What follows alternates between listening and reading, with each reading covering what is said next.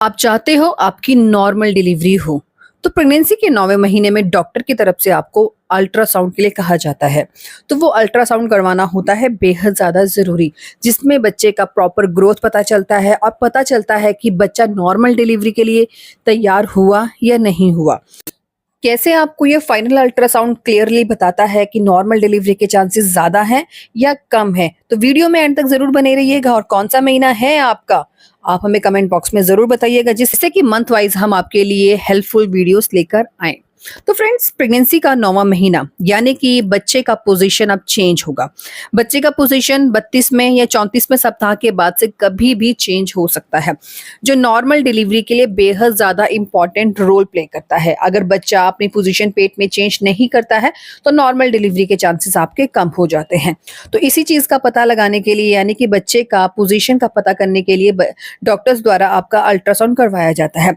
अगर अल्ट्रासाउंड की रिपोर्ट में बच्चे का हेड नीचे की ओर बता रहा है, बेबी कैफेलिक पोजीशन में है, बेबी हेड डाउन पोजीशन में है, बता रहा है, तो नॉर्मल डिलीवरी के चांसेस आपके बढ़ जाते हैं। इस पोजीशन में बच्चे का सर नीचे की ओर योनि के रास्ते में आ जाता है और पैर ऊपर की ओर हो जाते हैं, जिससे कि बच्चे की नॉर्मल डिलीवरी में बहुत ज़्यादा मदद मिलती है, क्योंकि बच्चे के शरीर का सबसे भारी अंग सर होता है। सर आसानी से निकल जाए तो बाकी बॉडी पार्ट एकदम से निकल आता है। तो बच्चे का सर अगर नीचे की ओर आ रहा है अल्ट्रासाउंड में, तो नॉर्मल डिलीवरी के चांसेस आपके ज़्यादा हैं।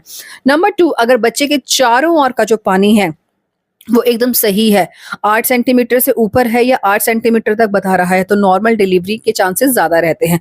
अगर बॉर्डर लाइन है 5 सेंटीमीटर 6 सेंटीमीटर तक है, तो इमरजेंसी में आपका सिजेरियन भी करना पड़ सकता है, या फिर बच्चे को कई बार दिक्कत आ सकती है अगर पानी कम है या हद से ज़्यादा है। तो बच्चे के चारों ओर का पानी अगर बॉर्डर लाइन से ऊपर है, 8 सेंटीमीटर या 9 सेंटीमीटर तक है, नॉर्मल डिलीवरी के चांसेस आपके ज़्यादा रहते हैं।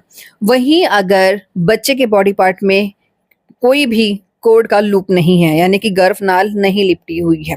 कई बार क्या होता है कि बच्चे के गले में जो है गर्भनाल के लपेटे होते हैं, 1, 2, 3 तक हो तो नॉर्मल डिलीवरी के चांसेस वैसे कम रहते हैं, लेकिन कई कंडीशन में नॉर्मल डिलीवरी हो भी जाती है। हम ये नहीं बोल रहे कि नहीं होगी, हो जाती है, वो आप पर डिपेंड करता है और डॉक्टर्स पर डिपेंड करता है।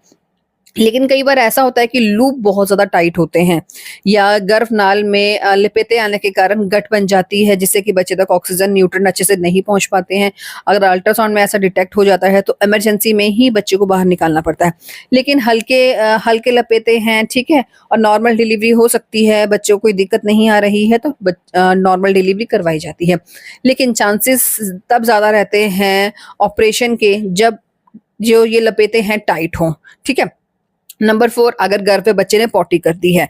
पॉटी बच्चा तभी करता है जब टाइम ऊपर हो जाता है, ठीक है। अगर आपका 39 या 38, 40, 41 वीक है, तो इन महीनों में ज़्यादा चांस रहते हैं कि बच्चा पॉटी करे। तो अगर पॉटी कर चुका है या बच्चे की मूवमेंट अचानक से कम हो रही है, तो डॉक्टर से आपको जाकर तुरंत मिलना है। वैसे तो पॉटी करने के बाद तुरंत से डॉक्टर बच्चे को बाहर निकाल लेते हैं, क्योंकि इन्फेक्शन का खतरा ज़्यादा रहता है।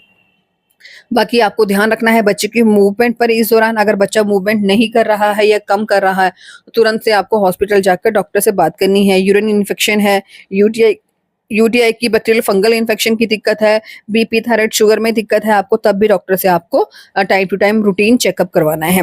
ये सारे सिम्टम्स पर आपको ध्यान देना है, और फाइनल अल्ट्रासाउंड करवाना बेहद ज़्यादा ज़रूरी होता है, जिसमें बच्चे का ग्रोथ, बच्चे के चारों ओर का पानी, प्लेसेंटा की पोजीशन, ये सब कुछ पता किया जाता है। अगर प्लेसेंटा नीचे की ओर है, तब भी नॉर्मल डिलीवरी में कॉम्प्लिकेशन आ सकते हैं। कौन सा महीना है आपका, हमें कमेंट बॉक्स में बताना बिल्कुल ना भूलिएगा।